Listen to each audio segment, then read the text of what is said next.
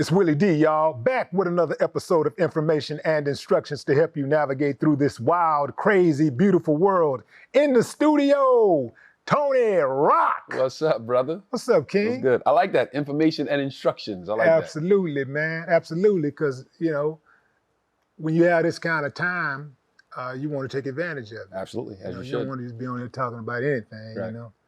And somebody with your type of knowledge, man, I know you're going to drop it. Oh, thank you very much, brother. Yeah, man, Bed-Stuy, Brooklyn. Bed-Stuy. Bed-Stuy, Brooklyn.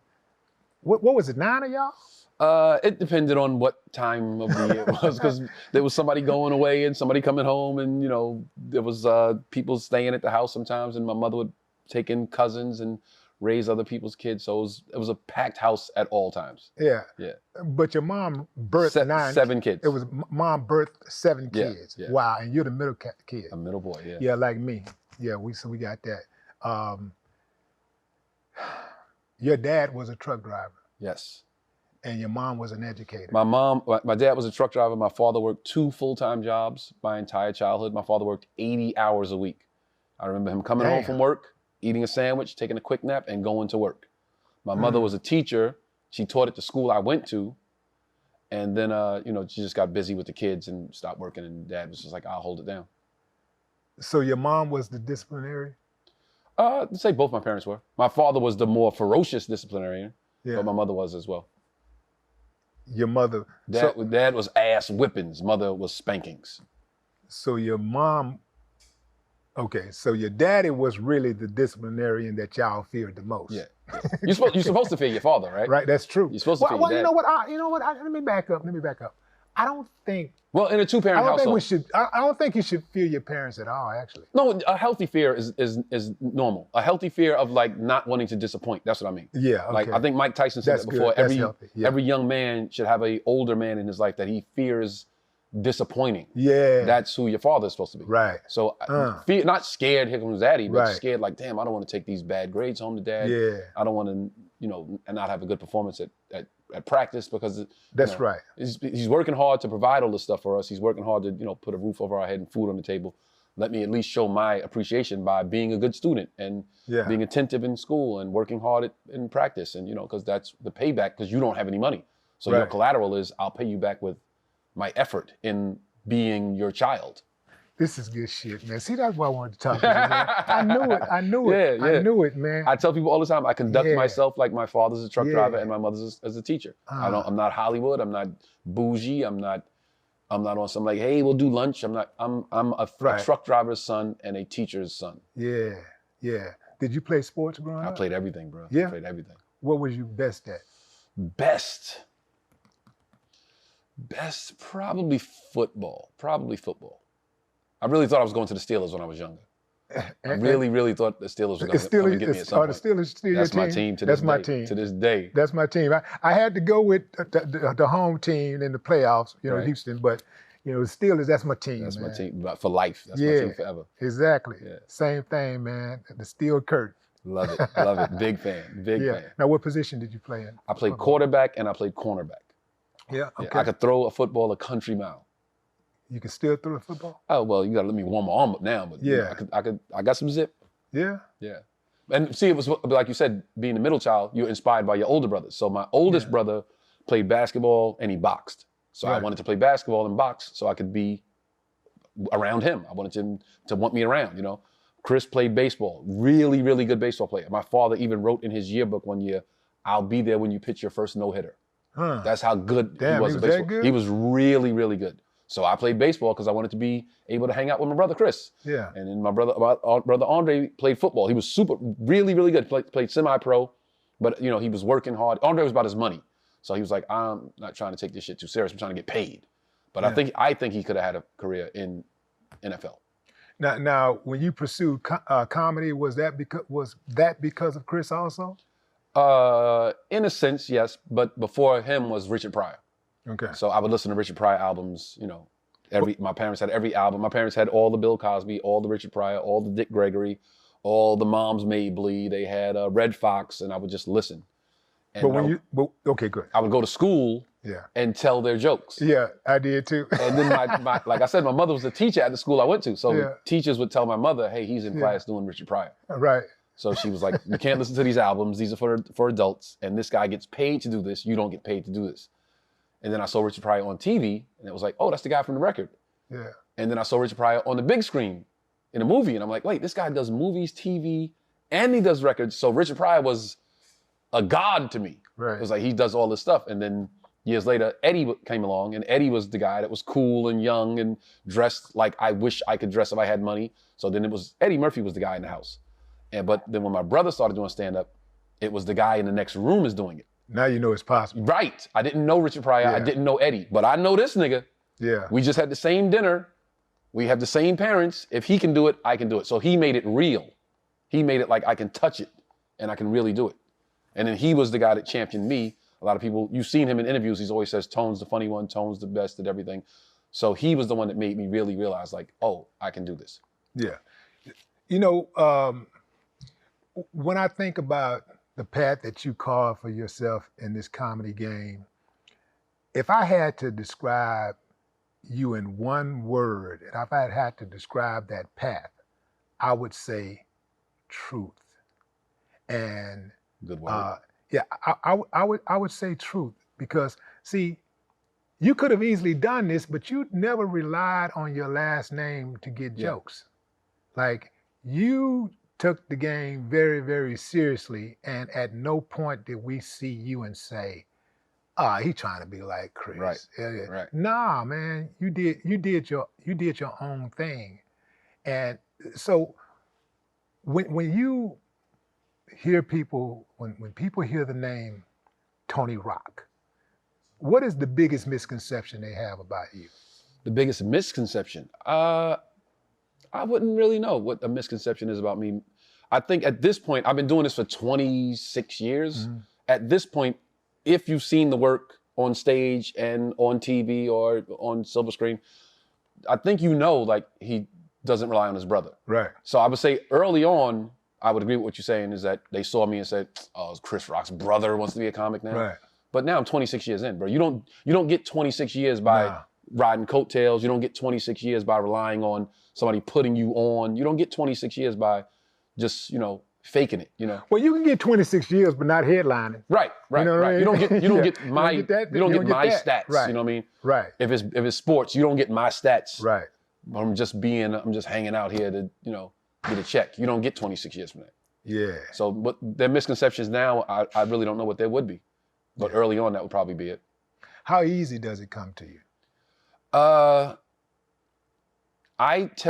People ask me, like, what's your style? I started out sitting on the stoop in Bed-Stuy, Brooklyn with my brothers, just entertaining the block, just snapping, ranking, we call it.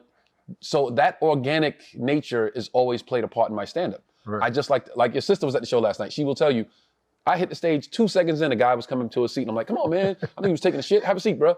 Because it's just organic to me. I have written material. Right. I have written material. I have bits that I write and try to perfect.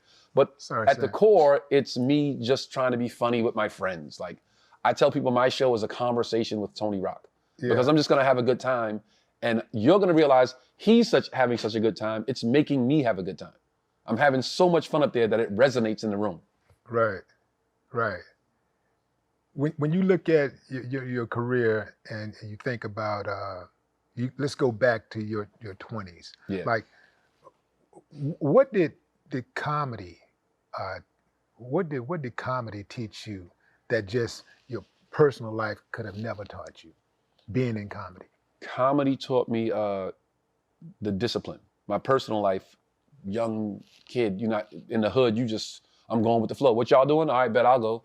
Or what she wants this, okay, bet. You just run around, you're just trying to find your footing in life. You don't know what you want to do at any point. You just go with the flow. But comedy teaches you discipline.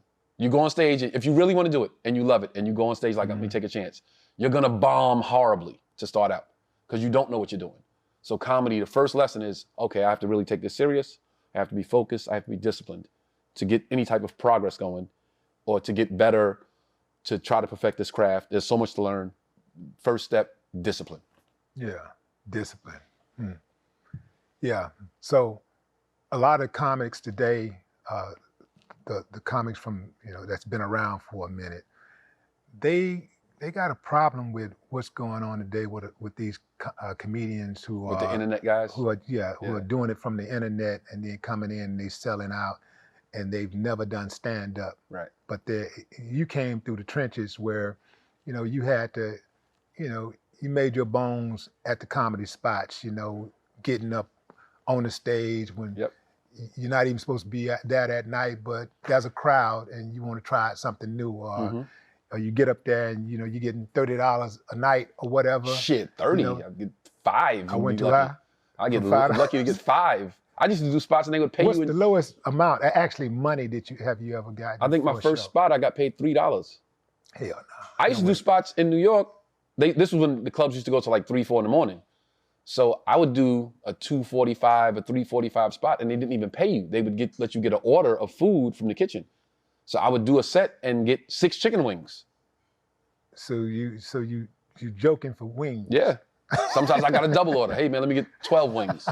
But you love it so much, it's like, hey man, you don't look at it like That's true. you gotta love it. You should never look at it like, where you are right now is where you're gonna be. This is just this is temporary, bro. I'm getting paid in 12 wings.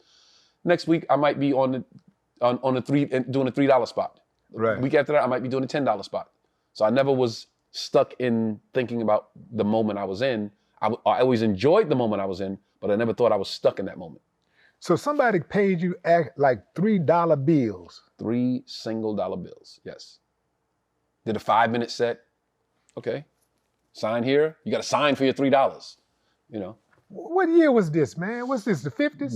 90, 99, 90, 2000. Yeah. This was, Really? Yeah. Damn. 98. Yeah. What club was it? Comic strip. I probably did the $3 spot. Where is that? 82nd and 2nd, Manhattan. Yeah. I'm sure they don't pay $3 now. You probably get 6. I'm sure you played Caroline's, right? Of course. Of course. Yeah. And how is it playing Caroline's? Caroline's was an amazing experience for me because I used to do Caroline's when I was Tracy Morgan's opening act. Uh-huh. So it'd be sold out, it'd be packed, it'd be everybody from the Bronx, Brooklyn, Queens, Manhattan, Staten Island. They came to see Tracy. Yeah. And this young kid comes up and has a great set, and everybody's like, yo, shorty nice, man. Yeah. Yo, this dude nice. And everybody knew Tracy, so shows over like, yo, Tracy, yo, your man nice with it, man. So I was like, Yeah. Tracy's little dude. Man, like being a longtime fan of yours, man, and I know that I can speak for a lot of your fans, probably everybody, really. It really irks the hell out of me that you don't get more major opportunities. You get a lot of opportunities, but I'm talking about major opportunities, like, and I'm talking about mainly like film. Like you are a fucking leading actor, bro. Like Thank you you, know brother. how to act. You're very good. You're disciplined. People like you. Like, what the fuck is the problem, Black? Like, what the fuck is going on? It's just the opportunities, man. It's just, this just the nature of the business. I'm not the only guy that you probably would say that about. No, So that's there's true. another guy that's talented and people like him, and Yeah. and this guy's talented and people like. So it's just, it's opportunities, it's timing, it's all God's timing. Yeah, because I think Bernie Mac got his break on sitcom. I think Bernie wasn't Bernie in his 40s? Late 40s. Late 40s, yeah.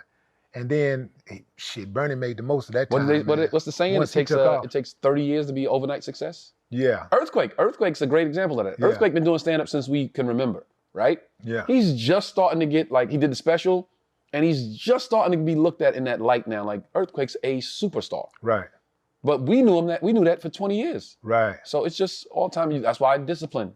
You got to stay disciplined. Just keep working. Don't worry about don't look in the next lane. Run your race. Yeah. If you look over here, somebody's running past you over here. Just stay in your lane. Keep going. But it takes about an average of 20, 25 years for a comedian to hit that plateau Yep. where everybody say, yeah, he's on the Yeah. top of the mountain now. Yep. Yeah. I'm gonna tell you straight up, going in, bro, like I was too broke to take that long. I'd be like, man, how long again?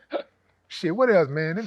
Give me that package. Nah, Yeah, I No, was no, broke. like- No, I was broke. Yeah. Listen, I was broke, and my mother I was living at home, and my mother decided to move back to South Carolina. Yeah. So she's like, you coming with me? And I was like, nah, I'm not going to South Carolina. I'm gonna stay in New York. So I was, y'all, they're gonna think I'm capping. I was mattress on the floor, clothes in a pile against the wall, like trying to make it. But you were never homeless. I was never homeless. No. Well, never homeless. yeah. Never homeless. But I was 4 walls away from being homeless. Yeah. But I was like, okay. Like again, I never. I guess that's like a superpower I have. I think a lot of people that are, want to be that are artistic, music, or entertainment, or comedy. You can never really just wallow in where you are at the moment. Once you like are resigned to the fact that that's where you at, I think that's where you stay. So I was like, yeah, my mattress is on the floor, my clothes in a pile over here, but I got to go do the show tonight. So I got no time to think about this. Right. And I was focused on that. And then I would have good shows and then start making money. And okay, now I'll get a dresser for the clothes to go in. Never wallowed in where I was, Okay, got to do these shows, man. Got to write these jokes, get on stage. Okay, I'll now get a bed frame. So I'm seeing the results of my hard work, And it's like, okay, money's coming in. Hey, you know what? I can actually get another apartment, get a bigger apartment. So it's always been predicated on the work. It's always been the work will get what I need to survive, And when did you get that work that you said, okay, looks like this is going to work out? I'm talking about like once you finally got, not that just one little lick, but I'm talking about where you saw the money and you said, okay, now it looks like that I'm going to be all right, because this comedy thing ain't easy, man. It ain't easy at all. Right. So it's levels. It's levels of, like, people say, what's your big break? It's levels of big break. Right. There's big breaks at every level. So first I became a paid regular at the comedy clubs, at every comedy club in New York. At the time, it might have been 12 comedy clubs in New York. And I was a paid regular at every one of them. So I could walk in, like you just said, walk in one night, like, hey, I just want to try this new stuff. Go up, you a regular, Or I was on the schedule Monday, Wednesday, Friday, and Saturday at this club. In this club, I was on the schedule Monday, Tuesday, Wednesday, Thursday, Friday, Saturday, Sunday. At this club. So when I started making enough money in a weekend to pay my rent, that was the first big break of this is going to work. I would work Thursday, Friday, Saturday, Sunday, and have enough money to pay my rent. So that was, boom, rent's good.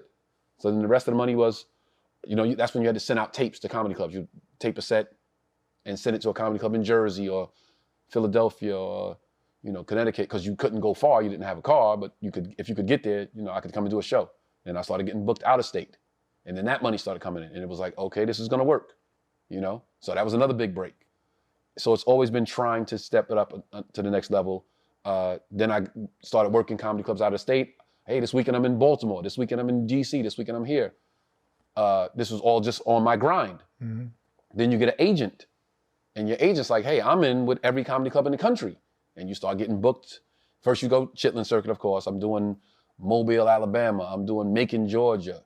And it's like, I'm a city kid in Macon, Georgia. Now you're literally starting all over again because they don't know you and they don't know your material. I'm in Macon, Georgia. Like, man, you ever been on the subway and the dude on the subway, the homeless guy come on the subway? Like, you don't know what you're talking about, boy. So now you got to write worldly. You got to be more worldly. Right. It changes the material. It changes it changes your focus, because now it's like, okay, I got to write for the country now, not just for Brooklyn and Queens. So it's all levels to, but every time there's a payoff, this is going to work. Mm-hmm. Payoff, this is going to work. Yeah. Yeah, that's the right attitude to have, man. That's the right attitude to have. But I want to circle back to what we was talking about with the internet comics. Yeah. But I won't call it. I think it's social media comics, yeah. Internet comics. Yeah. But the guys who made their bones through the internet first, right? Because some guys started on the internet and they've been transitioning and they're doing stand up now and they're coming along. Right. I haven't seen the knock 'em out the park yet from the internet guy, right. But most guys they start. What I have seen, though, is some guys start off on the circuit, they're doing stand-up, and then they figure out a way to strike that balance on the internet. Mm-hmm. And then they get back out there, and they're even bigger now because they've been able to work the social media side. and I know that you're on social media too, but are you resentful at all that you have to use No, social no, media? no. It's another lane. Okay. It's when comics before me started, it was one single lane to drive in. It was a single lane. Then I got in, and it might have been in 3 lanes. Social media now it's a highway. It's wide open. But it's all lanes that are viable and income producing. Yeah. So why would you be mad that they opened another lane to make money? You know? So yeah, they started over there and I started over here. And I didn't think I should even play in that space in the beginning. You know, I was in my own head like, nah, that's for them. They do that stuff. I don't. Right. But then, okay, it's viable. It gets numbers. It puts asses in seats. It's financially advantageous. So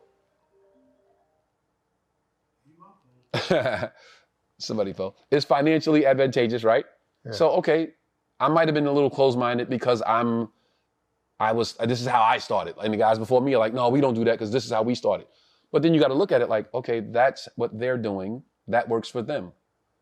You can do that, but don't do what they're doing. Do what works for you in that lane. Right. So I don't want to do skits and, you know, funny videos. That's not for Tony Rock. Right. That's for that guy. But what can Tony Rock do in this space that doesn't make Tony Rock seem like he's selling himself out or that's not who he is? Yeah. So I just put clips. I'll do stand-up. Something funny will happen in the room organically. I'll cut a clip and put it up. And people are like, you know, my 4th post on TikTok got like 2.1 million views. My 4th post. Okay, so now this is something that's advantageous for me. It puts asses in the seats. But I am a purist when it comes to stand-up. I'm a purist. I'm a traditionalist. I write, I perfect, I go on stage. But this is another lane for me. Let's play in it. Yeah. Have you ever wrote for any shows? TV shows? Yeah, I wrote for, the only TV show I ever wrote for was the Chris Rock show on HBO. Yeah. He handed me a gig. He was like, I got a show, come and write some stuff. Yeah. Yeah. Speaking of Chris, you've been pretty open about your strained relationship with Chris. Yeah. Much better now, by the way. But when the Academy Awards slap thing happened, you know, you rushed to his defense. Yeah. Was that about brotherhood principle or drawing the line that, you know, family issues does not translate to public disrespect? Man, we could talk about this for a long time. Okay, so you're a sibling. You do realize that you can have arguments with your siblings. That don't change the love one bit. Right. Right? You could be like, we didn't talk in a year. That don't change the love one bit. Right. So I have in very many interviews said to people, yeah, I was at a point in my life when I was like, I'm not asking that nigga for nothing. In my youth, I had asked my brother, and I said this in several interviews, I had asked him for 5 favors. Not all in a row, but like, I remember 5 things that I had asked for, and he said no to all of them. And I said to myself, I'm never asking him for nothing again. I might have been 16 when I said that. 17, right? I'm a grown-ass man now. So yes, I said it in interviews and everybody ran with it. Oh, he hates his brother. His brother said no 5 times. I might have said, hey, drive me downtown Brooklyn. He was like, I'm busy, take the train. Yeah. Man, that's a favor he didn't do. So it wasn't that serious to begin with. Okay. People just like to sensationalize and clickbait Tony hates his brother, which they're gonna do with this, but that's number one. That's why we're here to get an understanding. Yeah, so that's number one. They ain't gonna do that. That's number one. Get an understanding. That's number one. Number 2, as far as the Academy Awards, my brothers are my fucking best friends forever, to the day I die. People say, yo, that's my day one. They'll say, like, that's my day one. My day ones are my brothers. Day one. My day one, my brothers are before day one, because they was here before me. Right. I came in after them. So my older brothers were before day one. You know what I'm saying? So of course there's that loyalty. There's we rock boys. We the Rock Brothers. Right. We ride together. We ride together. You know what I'm saying? The slap was, okay, I was defending comedy because a comic should be able to make a joke at an award show. So it was weird that people thought, oh, he shouldn't say that. There was 10 other people came out and said funny things about other people in the room before my brother came out. So why was his such a, oh my God, that's so offensive? Why was that? That was weird. So I was defending comics' ability and right to say whatever they want to say. Of course I was defending my brother. Of course. I will always defend my brother. Whether we on good terms, bad terms, whatever, that's my brother. It was shocking to me. It was shocking to me. It's still shocking to me how many people don't have siblings that didn't realize that immediately. My social media was like, yo, he's foul for that, and you can't say that. You don't have a brother? You don't know what it's like to defend your brother or your sister? This is what you're supposed to do. Right or wrong, you defend your brother. If they're wrong, you defend them, and then later on, you check them. I'm going to take your back regardless, and then afterwards, I'll go pull you to the side. Listen, you could have handled that differently, but I'm not going to do that in public. I'm going to pull you to the side and talk to you. Just like my brother would do with me. If I was wrong, okay, I'm coming to his defense, but then later, let me talk to you, man. You shouldn't have did that. I said something before, me and you talked about it before. I said something about another comic on an interview, and everybody went crazy about it. And my brother was the first person to call me. Like, if you got beef with that man, okay, I understand. But you don't do that in that space. You don't say stuff like that in that space. Of course I'm on your side. I'm riding with you. But you could have handled that differently. And I was like, yeah, you know what? Looking back on it, you're right. I should have handled it differently. Yeah. Yeah. When you look at the comments that you made about Will Smith, you and Will had some type of relationship. We were friends. It wasn't some type of relationship. Yeah, because I seen y'all worked together a few times. I worked for him. Yeah. He put me in a movie. He put me on a TV show, and then he put me in a movie. My scenes got cut. Yeah, I had 3 scenes in Hitch. They got cut. Okay. But he gave me that. He handed me that shit. Like, I was on tour in Florida. Literally, I was on tour in Florida. He called me, yo, can you be in New York tomorrow morning? I did my show that night, jumped on the first flight to New York, met with the director. We did some scenes together. Will and I read together the scenes. The director was like, how do you guys have so much chemistry? And Will's like, oh, he's on the show that I EP, and we work together all the time. Was it All of Us? Yeah. Okay. And the director was like, man, you guys, chemistry is off the chart. And I jumped on a plane and flew back to Miami, did my shows that night. And he called me like, yeah, you got it. And came to New York and shot. And I shot a scene with Will and Heavy D, may he rest in peace. And we shot on 14th Street, at the bowling alley on 14th Street. And super funny scene. And then we shot another scene at a club like that night. I had 2 scenes at the club. And was like, yo, thank you so much for the opportunity. Took off, came to LA for the premiere of the movie, on the red carpet. And he was like, oh shit, I forgot to tell you, they cut your scenes. So I'm sitting there with my boys. And they you sitting there, so you find out that your scenes are cut while you're at the premiere? At the red carpet, yes. And my boys are there. I tell this joke, I tell the story on stage. I'm with my boys that I flew to LA who've never been to LA before.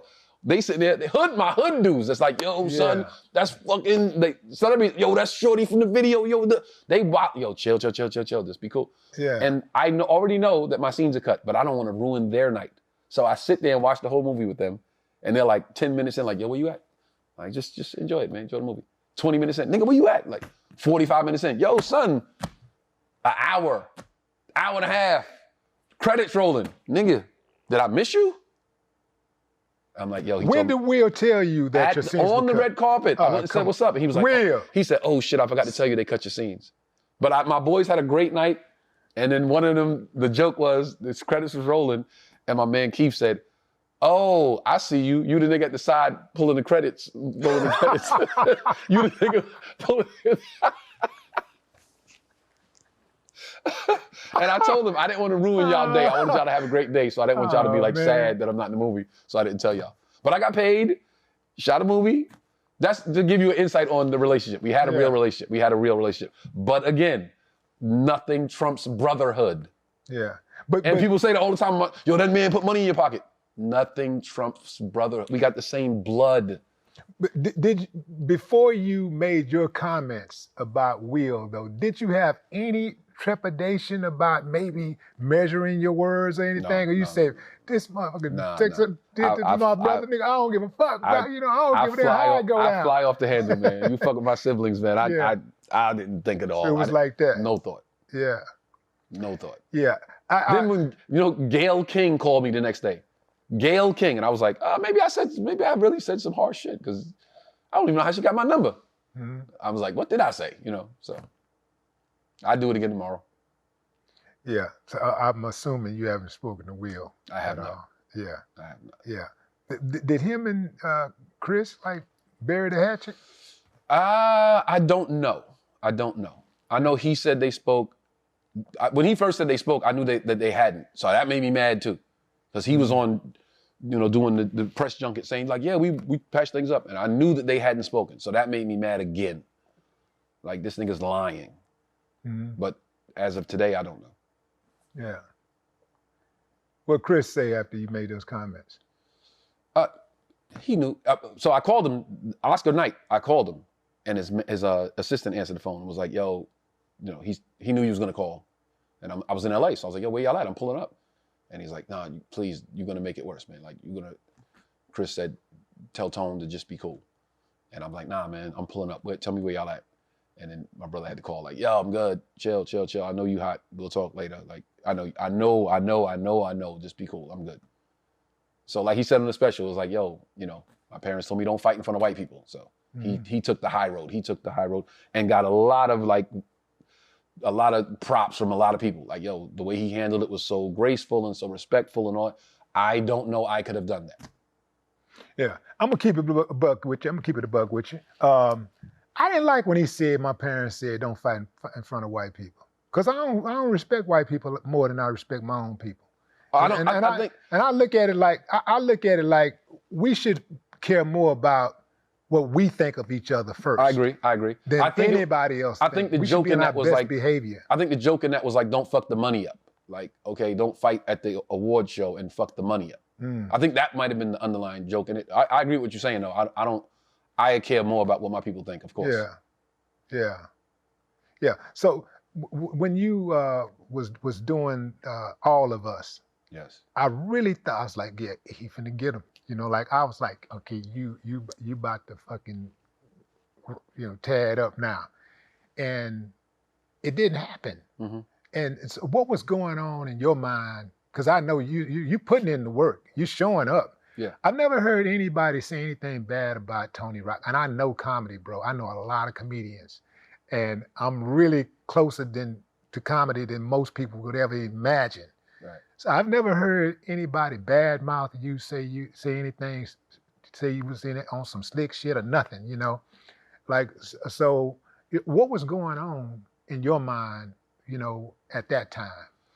All of Us was on and All of Us was hot, and I literally was like, yo, this is gonna be so good for my comedy. Yeah. Like, I'm gonna be able to tour and do bigger venues, and that's what it was. I just, whenever we weren't filming, we were on, I think we shot 3 weeks in a row, and then we were off a week. And that week off, I was always booked. I told my agents, like, yo, that week off, I should be somewhere. So my till was, that fucking money was coming in crazy, you know what I'm saying? But I guess as a fan, it's like, we appreciate the stand-up. Right. But it's like, we want to see you in movies, man. Yeah, I get what you're saying. We want to see you in movies, but as the comic first, first and foremost. That's right. Comedy affords the opportunity to do everything else. So I got on TV. I literally got the show because I did a set in LA, and the casting director was in the room. Yeah. And I didn't know her. And I get off stage, and Chris Spencer, you know Chris Spencer? Yeah. He comes up to me like, hey man, you know Monica Swan? I'm like, nah. It's like, Monica Swan, the casting director, she wants to meet you. And I go downstairs, and she's like, what are you doing? Like, what are you doing? Are you auditioning? What are you? And I was in LA just trying to, I wasn't living in LA. I was just there trying to make things happen, like taking meetings and meeting with people. And she says, I think I got a show you should audition for. And she sent me the sides, and I went back home and worked with my acting teacher. My acting teacher in New York. I flew home, and she read that shit and was like, this is you. This character is you. Yeah. So I see you how you act in class. This is you. And we worked it for a little bit, and she was like, go back, go get him, knock him dead. And I flew back to LA, boom, got it. Hey, the funniest episode, man, it had to be like when you came in there with the damn golf outfit on. We had a lot of fun doing that show. That is exactly how dudes do, man. When they get into a new sport, man, they take it too far. Yes.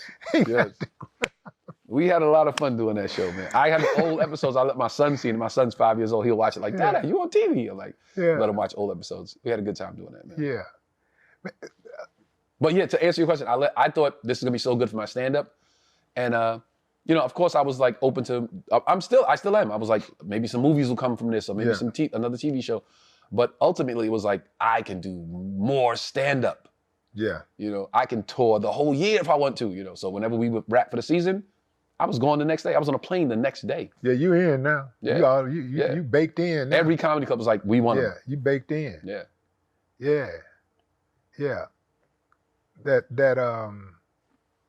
So now I think about that. Maybe my scope was a little too small. Maybe my vision was like, I should have been thinking not just I could go to every comedy club. Maybe I should have been thinking, let's write a movie. Let's do it, But I was like, I can do stand-up. Yeah.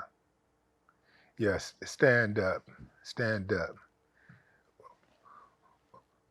Man, what's it like being Tony Rock? It's not a bad day, bro. It's not bad. I love stand-up. I have a lot of credibility with my peers, like you said earlier. I got a lot of respect in the game. At this point, I can work when I want to work. So that's, you work really, really hard and take gigs that you don't want to take in cities you don't want to go to get to the point where you can say, I'll take a month off, and write some new stuff, or I'll take my kid on vacation. And it's a sweet spot to be in. I can work when I want to work. I love it just as much as I did from that first day. I remember being in the trenches, and I still appreciate that. But the space I'm in now is a great space to be in. And I have other, comics that want to work with me, so that's cool. It's not bad being Tony Rock, man. Yeah. It's not bad being Tony Rock. Man, you did this bit, man.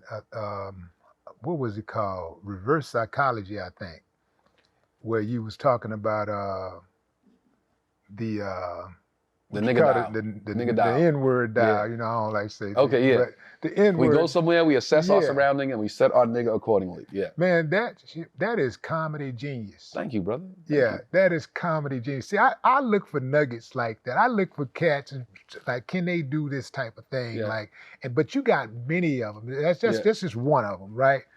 But even when you're talking about what was that? You're talking about the old black man, and how never get too high, never get too low. Yeah, that's true, bro. Yeah, because we all know that guy. Yeah. So a lot of the material comes from just me being outside. Like I saw that guy every day walking down the street. I can't call it how you doing, Mr. Jenkins? I can't call it just in between heaven and earth, it ain't under no dirt. Like real things. Yeah.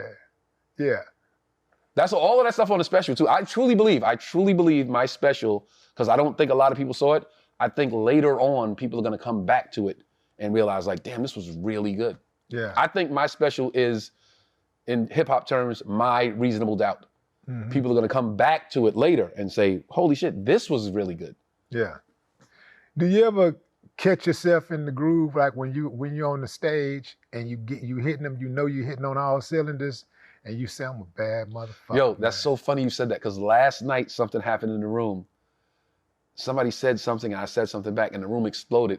And when the comics in that groove, because they'll remove the mic. I put the mic down and just stood there like. Yeah.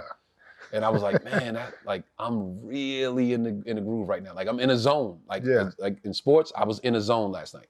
Yeah. And I felt it, I acknowledged it, and I put the mic down and just stood there like looking at the room like, yeah, this is it. This is really, I'm at my height right now.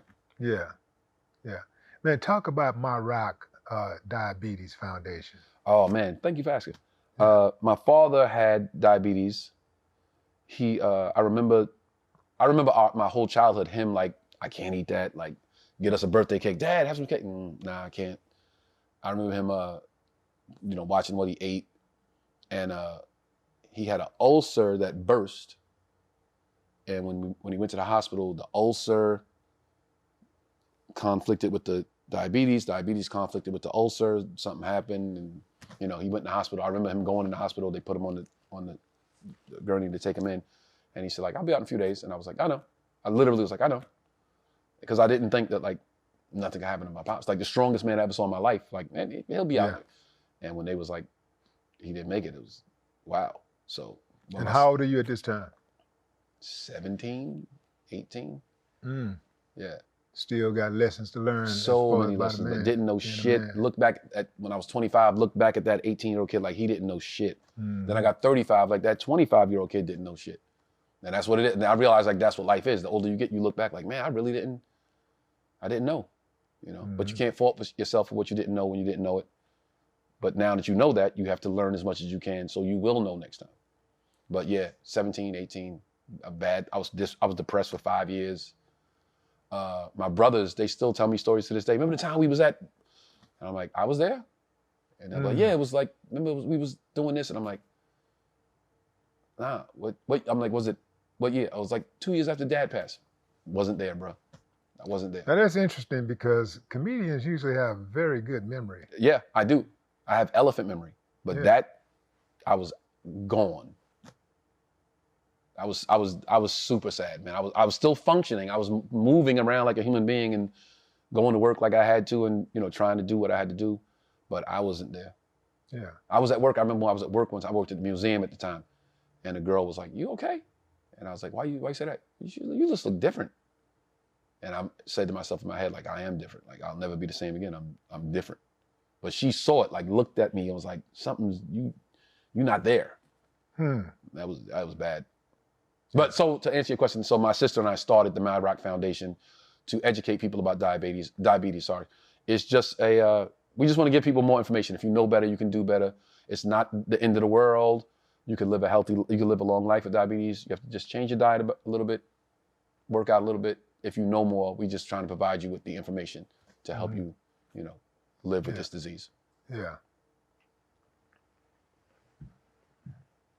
Do y'all have a what do you call those 5K runs and stuff like that? We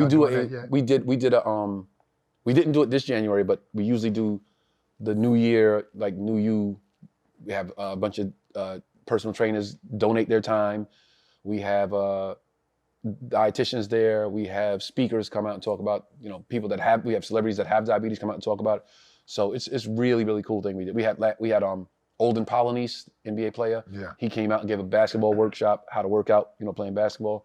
We had some of the social media, the big social media fitness trainers in LA come out and donate their time. Everybody donates. There's nothing, no monetary, reward for it. You just donate your time. And then we help people try to keep that going into their year. How difficult is it to get monetary donations though? Especially from our people who are affected by diabetes the most. We're affected. Black people are affected by diabetes disproportionately. Yeah, so we got more skin in the game. Right. So it would appear to me that Black people should be on the front line saying, whatever, like. No, we don't get a lot of that. We don't do that. We get a lot of, I'll donate my time. Yeah. And we're grateful for that. We're grateful for what we can get. Right. To ask a person to give their time is very valuable. People don't true. have a lot of time to give. So, and time is something you can't get back. I realize that. So to donate your time, we'll take it. We'll take it. If you want to put some money in, fine. But we just ask for your time first. But here's the thing. So we need that money though. See I what get I'm it. saying? I You get gotta it. have that money because see these other organizations, they don't have a problem getting the money. Right. They something I realized is that I was just talking to my cousin's wife about this yesterday. I noticed that we have a tough time donating monetarily.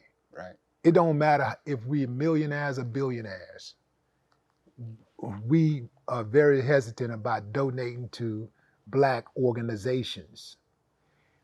And so are other people, non-Black people who typically will stroke the check in a heartbeat for the American Cancer Society or American Heart Society or this or that or Red Cross or whatever.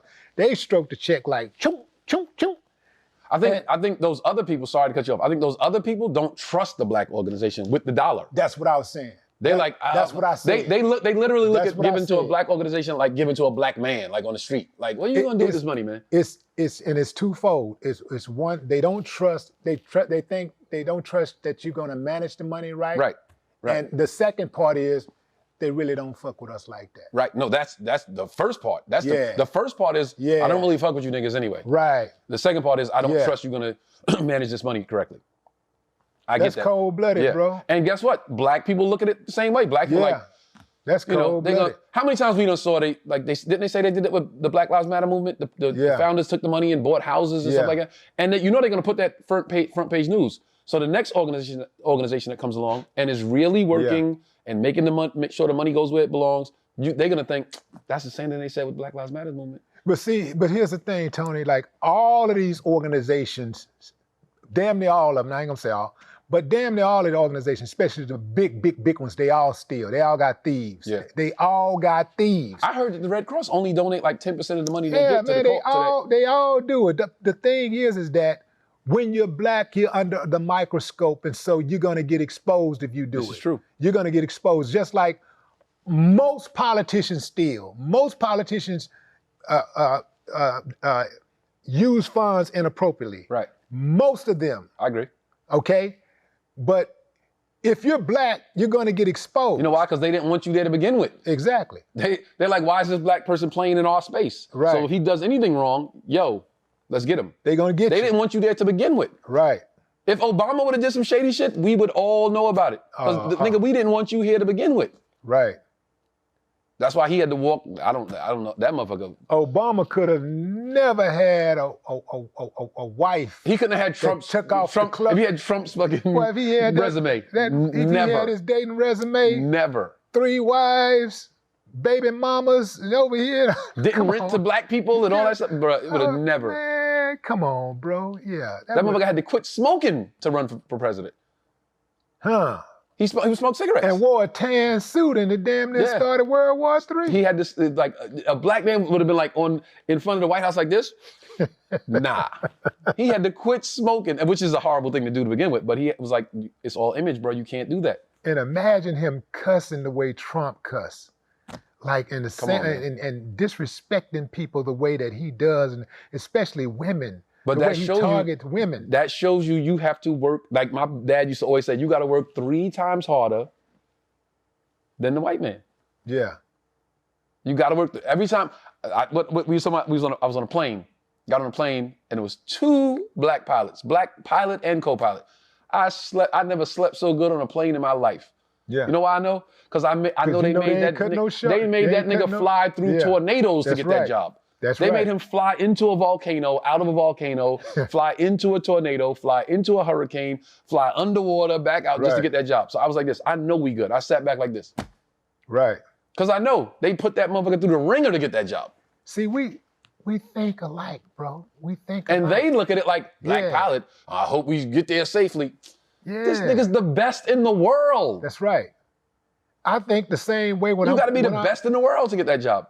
When I hire black professionals, I think the same way because whether it be my dentist, my family doctor, whoever, like lawyers, well, my lawyers depends on who knows my lawyer, right? Depends on what specific case it is. But I am quicker to hire black professionals because I know that they earned it. I know that they didn't want them to be there, and before they can even get in, they already being blackballed. They don't even want them in the first place. Right, but not only did they not want you there in the first place, they're gonna do everything in their power to get you out of there. Yeah, to keep you out. My dentist graduated from Georgetown University. He said in his whole graduating class, he was one of like 4 black people, and the graduating class was hundreds. Right. So I'm like, this is the guy. Well. My former dentist, she went to school and got her degree and everything. Her dad saved this money and bought her a practice, gave her the money to buy the practice. She went, and I'm gonna call him out, to City Center. You probably living in City Center while you're out here, but City Center, this ritzy area of Houston.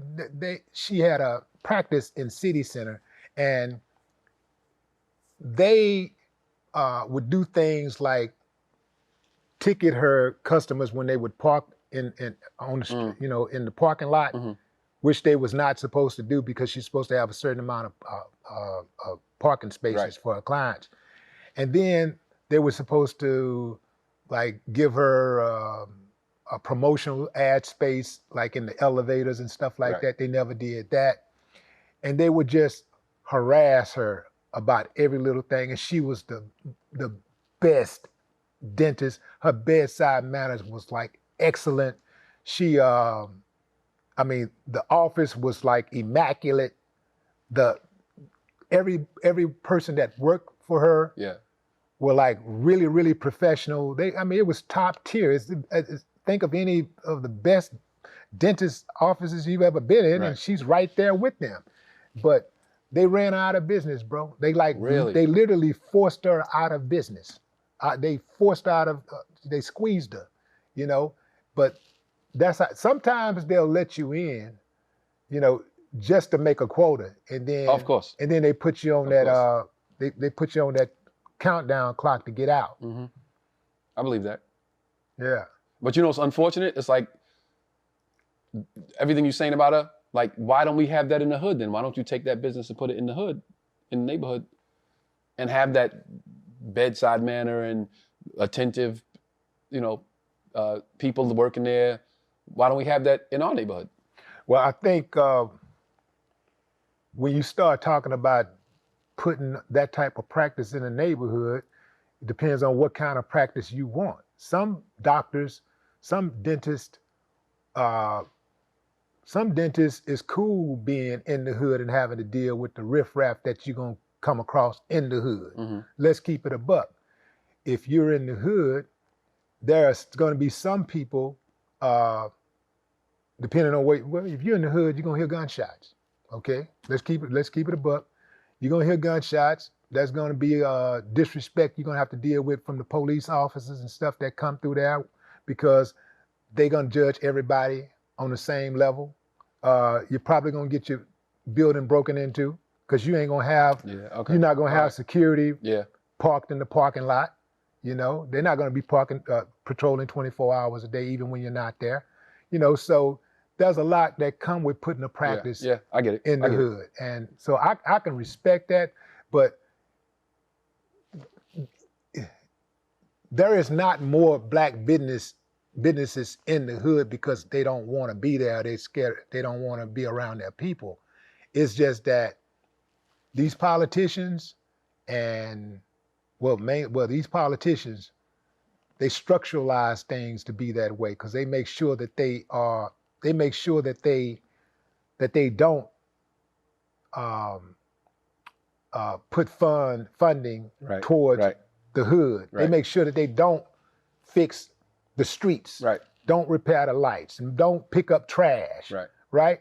Because I'm gonna tell you, I'm gonna keep it a buck with you, bro. Like, I'm not going to a dentist's office that's got trash in front of the damn place. I'm not going there. I'm just not going. I don't give a damn where it's at. You can put it on the moon.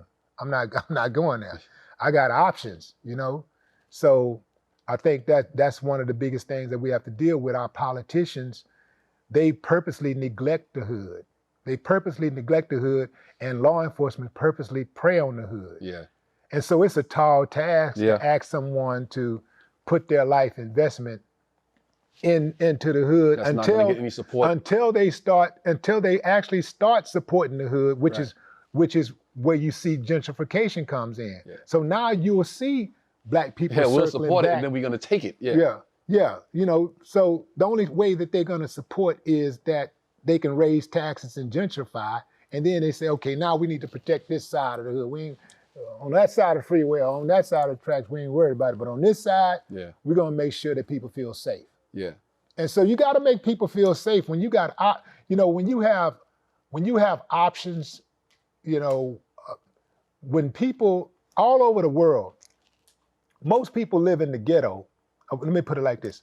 All over the world, most people are going to buy the best home that they can afford. Yes. They're gonna buy into the best neighborhood that their money can afford. It ain't about trying to live around white folks or nothing.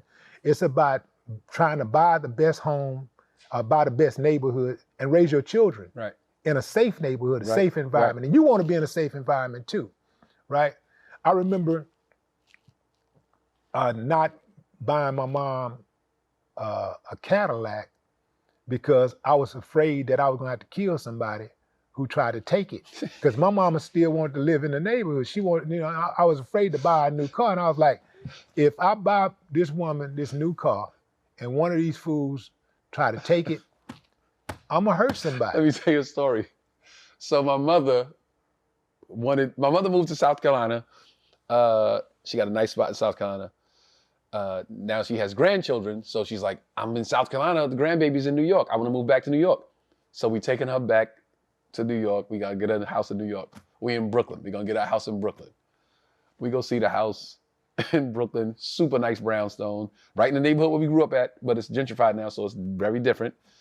And we walk in, go see the house, it's beautiful. We walk out, and my brother Chris is in the front yard, and some dude walks past, and he got like shorts on and maybe a wife beater, and he goes, "Oh man, what's up, Chris Rock? Yo, what's up, bruh?"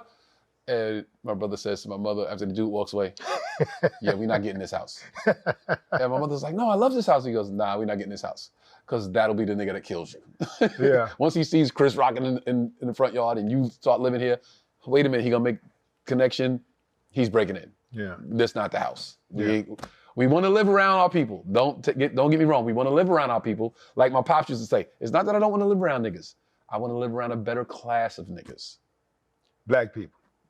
Want to live around black people. Yeah. But all around the world, people, that's what I'm saying. All around the world, people pay for the best neighborhood that their money can buy. Most people who live, if most people, when they first come to the ghetto, the race is on to get out and try to get a better house, a better apartment, a better environment. You try to move into a better environment. The ghettos was never meant for you to move there and kick your feet up. Well, I think that's part of the problem is like people move there and like, this is just a stop. I'm not staying here, so I don't really care about the neighborhood. Mm-hmm. You know, I think that could be part of the problem. If you lived there and was like, okay, I'm gonna make this home, maybe you'll sweep the front yard. Maybe you'll cut the grass and take up some of them, you know, the roots of the trees, the debris and everything. You know, if this is gonna be my home. And maybe the next neighbor said, yeah, I'm gonna make this my home too. You start like that.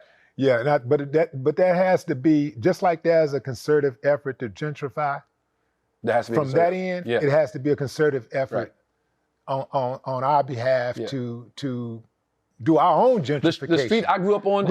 We can gentrify within our own, but it has to be a concerted effort. It can't be one person trying to do it, because it's not going to work like that. The street I grew up on in Brooklyn, I remember vividly. If it snowed, my dad would give us a shovel, go outside, shovel the front yard, shovel the neighbor's yard too, shovel the neighbor's yard next to that neighbor, because it was old people. Shovel Mr. Jenkins' yard, shovel Mr. Gilmore's yard. Like we a community. Yeah. My mother babysat. My father was like one of the only dads on the block. Yeah. So my friends that didn't have a dad, my dad was their dad. Right. So my mother babysat their kids while the mothers went to work. So some of my boys that I grew up with, my friends to this day, we was brothers. We was literally like, yo, that's my brother. We was together since he was 3 years old. My mother, I woke up every morning, they was in the house eating cereal with me. We walked to school together. Our block was like that. Our block was the next neighbor, the neighbor could spank you and then take you home and tell your mother she spanked you because what you did, and my mother would spank us, you know? Yeah. My mother would spank my friends and tell their mothers, yo, I gave them a spanking because of this. My block was that. I saw that growing up. It's possible. That's a tribe. Yeah. It takes a village. Yeah. Yeah. Yeah. So, and so everybody have to kind of like buy into it, right? Right. Because you can't have. That's the problem. We're not all buying in. You can't have 2 or 3 people buying into it, but the next fool saying, man, this the trap and we ain't leaving. So y'all over there, I see y'all over there cleaning up. I see y'all over there looking nice and everything, but you know, this the trap right here, man, we ain't going nowhere. Now, everybody got to buy into it. The same thing with, like, let's say the corner store. You know, I love my hood for real, but when I go there and, you know, you pull up, man, you can't take no chance of pulling up at no gas station and you got 4, 5 dudes standing around, you know, looking like they waiting on a lick and looking at you like you food. You know, the same thing with those going back to the dental office. They have clients. Their clients want to be able to stop at a gas station or a grocery store where they feel safe. So you can be the best dentist on the planet. You can have the best intentions, but you put that dental office right there, man. Those clients is not coming somewhere where they're gonna feel unsafe. I get Yeah, it. they're gonna Yeah. feel unsafe getting out of the car. Just trying to make it from the car to Yeah. your door. Yeah.